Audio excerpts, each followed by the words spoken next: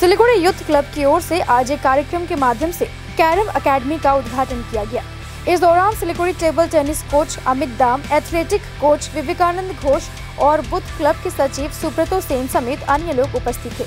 Club के सदस्यों ने कहा कि वर्तमान समय में देखा जा रहा है कि बच्चे पढ़ाई के लिए मैदान में नहीं खेल पाते हैं और इससे बच्चों को मानसिक व शारीरिक क्षति हो रही है। इस अकेडमी का उद्घाटन उन लोगों को ध्यान में रखते हुए किया गया है जो मैदान में नहीं जा सकते हैं।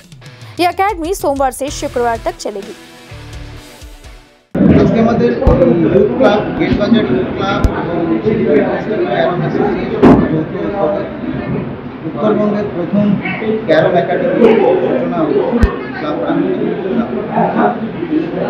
এখানে উদ্দেশ্য হচ্ছে ছোট ছোট ছেলে মেয়েদের, বিশেষ করে 6 বছরের মধ্যে ছেলে মেয়েদের ক্যারম ট্রেনিং দিয়ে, ক্যারম প্রশিক্ষণ দিয়ে রাজ্য স্তরে, জাতীয় স্তরে, আমাদের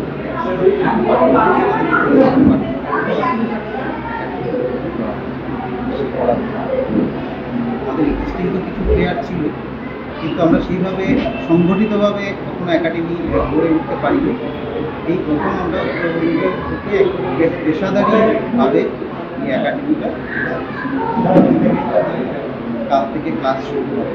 অলরেডি আমাদের কাছে 20টা নাম করেছে। এই প্রথমে 20 জনকে নিয়ে স্টার্ট করছে এবং তারপর আরও আমরা ভীষণ আশাবাদী যে জাতীয় খেলোয়াড়টা জায়গাগুলি আছে,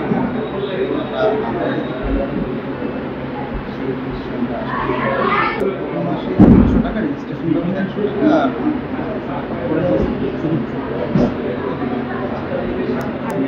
5টা থেকে স্লট, 5টা থেকে 6টা, 6টা থেকে 7টা, 4টা স্লটে আমরা এখানে আপাতত 5খানা ক্যারম বোর্ডে আমরা স্টার্ট করছি।